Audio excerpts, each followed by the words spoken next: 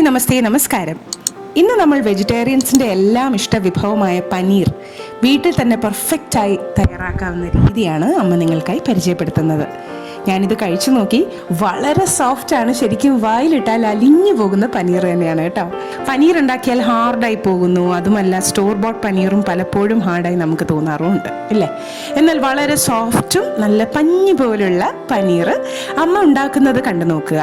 എന്നിട്ട് ഈ റെസിപ്പി അതേപോലെ തന്നെ നിങ്ങൾ ഫോളോ ചെയ്ത് നമുക്ക് കമൻസ് അയച്ചു തരിക. ചാനൽ സബ്സ്ക്രൈബ് ചെയ്യുന്ന കാര്യം ഞാൻ വീണ്ടും പറയുന്നില്ല. വീഡിയോയെ പറ്റിയുള്ള അഭിപ്രായം കമൻറ്റ് ബോക്സിൽ തന്നെ നിങ്ങൾ തീർച്ചയായും എഴുതുക. സമയം കളയാതെ തന്നെ പെട്ടെന്ന് തന്നെ അമ്മയുടെ വായിലിട്ടാൽ അലിഞ്ഞു പോകും പനീർ പെട്ടെന്ന് തന്നെ കണ്ടിട്ട് വരാം. നമ്മുടെ പനീർ തയ്യാറാക്കുന്നതിന് മുമ്പ് 1-2 കാര്യങ്ങൾ നമുക്ക് റെഡിയാക്കി വെക്കേണ്ട ആവശ്യമുണ്ട്. ഒന്ന്, ഇതുപോലെ ഒരു സീവുള്ള പാത്രം. ഇതിപ്പോൾ ഞാൻ സ്റ്റീമറിൻ്റെ മുകളിലത്തെ തട്ടാണ് എടുത്തിട്ടുള്ളത്. താഴെ വെള്ളം വീഴാനുള്ള ഒരു പാത്രം. ഇതിൻ്റെ മുകളിലായിട്ട് ഒരു മസ്ലിൻ ക്ലോത്ത് അല്ലെങ്കിൽ ചീസ് ക്ലോത്ത്, ഇതുപോലെ വൈറ്റായിട്ടുള്ള ഒരു തുണി ഏതെങ്കിലും എടുക്കുക. ഈ തുണി നന്നായി വെള്ളത്തിൽ നനച്ച ശേഷം പിഴിഞ്ഞ് വെള്ളമൊക്കെ കളഞ്ഞെടുത്തിട്ടുള്ളതാണ് കേട്ടോ. ഇതുപോലെ നനച്ച ശേഷം വേണം ഇതിലേക്ക് വെച്ച് കൊടുക്കാൻ. അത് ഇതിൻ്റെ മുകളിലായിട്ട് വെച്ച് കൊടുക്കാം. ഇതിപ്പോൾ റെഡി ആയിട്ടുണ്ട്. ഇതിനെ നമുക്ക് മാറ്റി വെക്കാം.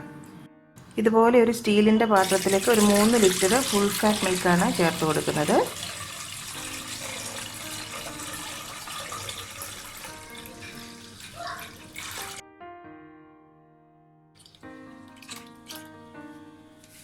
ഇനി നമുക്ക് ഫ്ലെയിം ഓൺ ചെയ്യാം. ഇനി ഇതൊന്ന് തിളയ്ക്കാനായിട്ട് നമുക്ക് വെയിറ്റ് ചെയ്യാം. പാലായതുകൊണ്ട് തന്നെ ഇടയ്ക്കിടയ്ക്ക് ഒന്ന് അടുക്കി പിടിക്കാതെ ഇളക്കി കൊടുക്കണം. പാലൊന്ന് നന്നായിട്ട് ചൂടായി വന്നു കഴിഞ്ഞാൽ ഒരു 300 ml ഫ്രഷ് ക്രീം കൂടി നമുക്ക് ചേർക്കാം. മിൽക്കി മിസ്റ്റിൻ്റെ ഫ്രഷ് ക്രീമാണ് ഞാൻ എടുത്തിട്ടുള്ളത്. അതായത് 1 ലിറ്റർ പാലിന് 100 ml ഫ്രഷ് ക്രീം എന്ന കണക്കിലാണ് നമ്മളിവിടെ ചേർത്ത് കൊടുക്കുന്നത്. എല്ലാം കൂടി ഒന്ന് വീണ്ടും തിളച്ച് വരട്ടെ. അപ്പോൾ ഇതുപോലെ ഫ്രഷ് ക്രീം കൂടി പാലിനകത്ത് ചേർത്ത് നമ്മൾ ചെയ്താൽ വളരെ സോഫ്റ്റ് ടെക്സ്ചറിലുള്ള പനീർ നമുക്ക് വീട്ടിൽ തയ്യാറാക്കി എടുക്കാൻ പറ്റും. പാല് മാത്രം ചേർത്തും ചെയ്യാം. പക്ഷേ ആ എൻഡ് പ്രോഡക്റ്റ് ഇത്രയും ഒരു സോഫ്റ്റ് ആയിട്ടൊരു ടെക്സ്ചർ ആയിരിക്കത്തില്ലെന്ന് മാത്രം. പാലൊന്ന് തിളച്ച് തുടങ്ങിയാൽ നമുക്കിനിയും ഫ്ലെയിം ഓഫാക്കാം. ഇനി ഈ പാലിൻ്റെ ആ ചൂടൊക്കെ ഒന്ന് കുറഞ്ഞു വരണം. അതിനായിട്ട് 1 ഗ്ലാസ് ഐസ് വെള്ളം കൂടി ഞാൻ ചേർത്ത് കൊടുക്കുകയാണ്. നല്ല തണുത്ത ഐസ് കോൾഡ് വാട്ടർ ഒന്നങ്ങ് ഇളക്കി കൊടുക്കാം. ആ വലിയ ചൂടൊക്കെ ഒന്ന് മാറിക്കിട്ടണം. ഇനി അതിലോട്ട് ഒരു 1/4 കപ്പ് വൈറ്റ് വിനീഗറാണ് ഞാൻ എടുത്തിട്ടുള്ളത്. അത് കുറേശ്ശെയായി നമുക്ക് ചേർത്ത് കൊടുക്കാം. ഇതിന് പകരം വേണമെങ്കിൽ ലെമൺ ജ്യൂസ് ചേർക്കാം, അതല്ലെങ്കിൽ തൈര് ചേർക്കാം. ഇതൊക്കെ ചേർത്ത് നമുക്ക് പനീർ തയ്യാറാക്കിയെടുക്കാം. എന്നാൽ ബേസിക്കലി നമുക്ക് ഈ പാലൊന്ന് പിരിഞ്ഞ് കിട്ടണം. അതാണ് നമ്മുടെ ആവശ്യം. ഒന്നങ്ങ് ഇളക്കി കൊടുക്കാം. ചെറുതായിട്ട് പാലൊന്ന് പിരിഞ്ഞ് തുടങ്ങിയിട്ടുണ്ട്, കണ്ടില്ലേ? എങ്കിലും കുറച്ചുകൂടി ഒന്ന് പിരിഞ്ഞ് കിട്ടാനുണ്ട്. 1 ടേബിൾ സ്പൂൺ വിനീഗർ കൂടി നമുക്ക് ചേർക്കാം. ഈ പ്രോസസ്സ് എല്ലാം നമ്മൾ ഫ്ലെയിം ഓഫ് ചെയ്തിട്ടാണ് ചെയ്യുന്നത് കേട്ടോ. അത് പ്രത്യേകം ശ്രദ്ധിക്കണം. ഇതാ കണ്ടില്ലേ, നല്ല സോഫ്റ്റ് പനീറാണ്. 1 ടേബിൾ സ്പൂൺ കൂടി നമുക്ക് ചേർത്ത് കൊടുക്കാം. ഇപ്പം മൊത്തത്തിൽ 5 ടേബിൾ സ്പൂൺ വിനീഗറാണ് ഞാൻ ചേർത്തിട്ടുള്ളത്.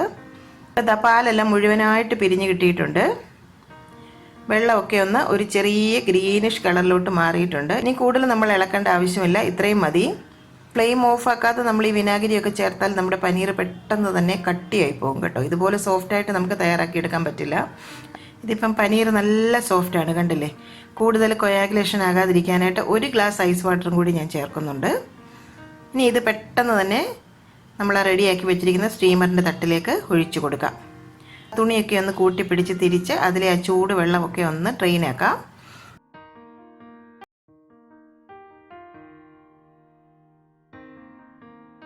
ഈ വെള്ളം നമുക്കിനി മാറ്റി വെക്കാം. ഇതേ പാത്രത്തിലേക്ക് കുറച്ച് തണുത്ത വെള്ളം കൂടി ഞാൻ ഒഴിച്ചു കൊടുക്കുകയാണ്. അതിനുശേഷം ആ പനീറിൻ്റെ കിഴി ഇതിലേക്ക് ഒന്ന് ഇറക്കി വെക്കണം. കൈ കൊണ്ട് തന്നെ ആ പനീറൊക്കെ ഒന്ന് വാഷ് ചെയ്തെടുത്താൽ നന്നായിരിക്കും. ആ വിനീഗറിൻ്റെ ആ ഫ്ലേവറും മണവും ഒക്കെ പനീറിൽ നിന്നും പോയി കിട്ടും. ഇതുപോലെ ഒന്ന് കൈ കൊണ്ട് വാഷ് ചെയ്തെടുക്കാം. ഇനി അതിലെ വെള്ളം പറ്റുന്നത്രയും നമ്മൾ കൈ കൊണ്ട് തന്നെ പിഴിഞ്ഞ് കളയാം. ഇനി നമുക്കിതൊന്ന് സെറ്റാക്കാനായിട്ട് വെക്കണം. ഏത് ഷേപ്പ് വേണമെങ്കിൽ നമുക്ക് സെറ്റാക്കി എടുക്കാം. സ്ക്വയർ വേണമെങ്കിൽ സ്ക്വയർ ആക്കി എടുക്കാം. അതല്ല റൗണ്ടായിട്ട് വേണമെങ്കിൽ നിങ്ങൾക്ക് റൗണ്ടിലും ഷേപ്പ് ചെയ്തെടുക്കാം. ഇതുപോലെ ഒരു റിങ് വെച്ച് കൊടുക്കാം. അതിലേക്ക് ആ തുണിയൊക്കെ ഒന്ന് പതുക്കെ ലൂസാക്കി ഈ പനീർ ഒന്ന് വെച്ച ശേഷം ഒന്ന് റൗണ്ട് ഷേപ്പാക്കി പ്രസ് ചെയ്തെടുക്കാം. അതിൻ്റെ പുറത്തായിട്ട് ഒരു സ്റ്റീൽ പ്ലേറ്റ് കൂടി വെച്ച് കൊടുക്കാം. ഇനി അതിൻ്റെ പുറത്തേക്ക് ഞാനിപ്പോൾ ഒരു ഇടികല്ലാണ് വെക്കുന്നത്. അപ്പോൾ ഇതുപോലെ ഒരു ഇടികല്ലാകുമ്പോൾ അതിന് നല്ലൊരു വെയിറ്റ് ഉണ്ടല്ലോ. അപ്പം നിങ്ങളുടെ വീട്ടിൽ കൺവീനിയൻ്റ് ആയിട്ടുള്ള വെയിറ്റുള്ള എന്ത് സാധനം വേണമെങ്കിലും വെച്ച് കൊടുക്കുക. ഒരു പാത്രത്തിൽ വെള്ളം വെച്ചിട്ട് വേണമെങ്കിലും വെയിറ്റിന് പകരം വെച്ച് കൊടുക്കാം. ഞാനിപ്പോൾ ഇതുപോലെ ഇത് വെച്ചതിന് ശേഷം ഇനി നമുക്കിതൊരു 3 മണിക്കൂർ നമുക്കൊന്ന് വെയിറ്റ് ചെയ്യണം. അപ്പോൾ ആ പനീറിൽ ഇനിയും ബാക്കിയുള്ള ആ ഒരു വെള്ളമൊക്കെ കംപ്ലീറ്റ് ആയിട്ട് ആ വെയിറ്റ് ഇരിക്കുന്നത് കൊണ്ട് ഡ്രെയിനായി പോകും. അതേ സമയം തന്നെ ആ പനീർ നന്നായി സെറ്റായി കിട്ടുകയും ചെയ്യും. ഇപ്പോൾ ഒരു 3 മണിക്കൂർ കഴിഞ്ഞിട്ടുണ്ട്. വെയിറ്റൊക്കെ നമുക്കങ്ങ് മാറ്റാം. ആ തുണിയൊക്കെ നമുക്കൊന്ന് ഓപ്പൺ ചെയ്യാം. ഇതാ കണ്ടില്ലേ, പനീർ ഇപ്പം നല്ല സെറ്റായിട്ടുണ്ട്. നമുക്കൊന്ന് ഓപ്പൺ ചെയ്തെടുക്കാം. ഇതുപോലെ ഒന്നങ്ങ് അഴിച്ചെടുക്കാം. ഇതൊക്കെ കണ്ടില്ലേ, നല്ല അടിപൊളി സോഫ്റ്റ് പനീർ കിട്ടിയിട്ടുണ്ട്. നമ്മൾ ആ ഫ്രഷ് ക്രീമും കൂടി ചേർത്തിരിക്കുന്നത് കൊണ്ട് തന്നെ നല്ല സോഫ്റ്റാണ് ഇതിൻ്റെ ഒരു ടെക്സ്ചറും. ഇതിനി നമുക്ക് ആവശ്യാനുസരണം വേണ്ട ഷേപ്പിൽ കട്ട് ചെയ്തെടുക്കാം. എത്ര സോഫ്റ്റ് ആണെന്ന് നോക്കൂ, കണ്ടില്ലേ. നമ്മൾ സ്റ്റോറിൽ നിന്നും വാങ്ങുന്ന പനീറിലും സോഫ്റ്റാണിത്. നമ്മളിതുപോലെ തയ്യാറാക്കുന്ന പനീർ ഒരു 4-5 ദിവസം വരെ, മാക്സിമം 1 വീക്ക് വരെയൊക്കെ ഫ്രിഡ്ജിൽ ഒട്ടും തന്നെ കേടുകൂടാതിരിക്കും. ഒരു പീസ് ഞാനൊന്ന് എടുത്ത് കാണിച്ചു തരാം. വളരെ നല്ല സോഫ്റ്റ് ടെക്സ്ചറാണ്, നന്നായിട്ട് സെറ്റായിട്ടുണ്ട്. പക്ഷേ ഇത് ഫ്രിഡ്ജിൽ സ്റ്റോർ ചെയ്യുന്ന സമയത്ത് ശ്രദ്ധിക്കേണ്ട ഒരു കാര്യം, പനീർ ഇതുപോലെ കണ്ടെയ്നറിലാക്കി വെച്ച് കഴിഞ്ഞാൽ പനീറിൻ്റെ പുറം ഭാഗം കട്ടിയായി പോകും. അതുകൊണ്ട് തന്നെ ഇതെപ്പോഴും ഇതുപോലെ ഒരു കണ്ടെയ്നറിലേക്ക് ആക്കിയിട്ട് അതിലേക്ക് നല്ല തണുത്ത വെള്ളം ഒഴിച്ചു കൊടുക്കുക. അതായത് പനീർ ആ വെള്ളത്തിൽ മുങ്ങിക്കിടക്കണം. അതിനുശേഷം കണ്ടെയ്നറിൻ്റെ അടപ്പ് കൊണ്ട് അത് അടച്ച ശേഷം ഫ്രിഡ്ജിൽ നമുക്ക് സൂക്ഷിക്കാം. അതൊരു പ്രത്യേക ടിപ്പാണ്. അങ്ങനെ വെള്ളത്തിൽ മാത്രമേ ഈ പനീർ നമ്മൾ ഫ്രിഡ്ജിൽ സൂക്ഷിക്കാവൂ. ആവശ്യാനുസരണം നമുക്ക് വേണ്ടതെടുത്തിട്ട് അതിലെ വെള്ളം ഒന്ന് പ്രസ് ചെയ്ത് കളഞ്ഞ ശേഷം നമുക്ക് പനീർ യൂസ് ചെയ്യാം. അപ്പോൾ ഇതുപോലെ 3 ലിറ്റർ പാൽ ഉപയോഗിച്ച് ഏകദേശം 600 തൊട്ട് 650 ഗ്രാം വരെ പനീർ നമുക്ക് വീട്ടിൽ തയ്യാറാക്കിയെടുക്കാം. അപ്പോൾ ഇതുവരെ പനീർ തയ്യാറാക്കി ഫെയിലായിട്ടുള്ളവർക്ക് ഈ ഒരു റെസിപ്പി നിങ്ങൾക്ക് ഫോളോ ചെയ്ത് നോക്കാം. ഉറപ്പായിട്ടും നല്ല സോഫ്റ്റായിട്ടുള്ള പനീർ നിങ്ങൾക്ക് വീട്ടിൽ തയ്യാറാക്കിയെടുക്കാം.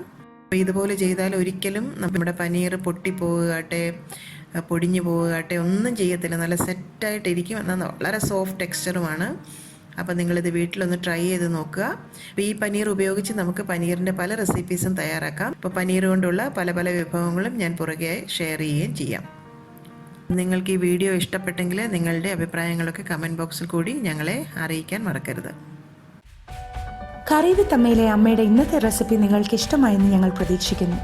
നിങ്ങളിൽ ഒരുപാട് പേര് ഈ റെസിപ്പീസ് എല്ലാം ട്രൈ ചെയ്ത് നോക്കി സക്സസ് ആയി എന്നറിയുന്നതിൽ ഞങ്ങൾക്ക് വളരെയധികം സന്തോഷം. നിങ്ങൾ ആഗ്രഹിക്കുന്ന ഏതെങ്കിലും റെസിപ്പി അമ്മ വഴി കാണാൻ നിങ്ങൾക്ക് താല്പര്യമുണ്ടെങ്കിൽ ഞങ്ങളെ തീർച്ചയായും ഫീഡ്ബാക്സ് വഴി അറിയിക്കണം. കറി വിത്ത് അമ്മ ഇതുവരെ സബ്സ്ക്രൈബ് ചെയ്യാത്തവരായ ആരെങ്കിലും ഉണ്ടെങ്കിൽ തീർച്ചയായും സബ്സ്ക്രൈബ് ചെയ്യണം. തുടർന്നും നിങ്ങളുടെ സപ്പോർട്ട് ഞങ്ങൾ പ്രതീക്ഷിക്കുന്നു. വീണ്ടും മറ്റൊരു റെസിപ്പിയുമായി വരുന്നവരെ നന്ദി. Good bye.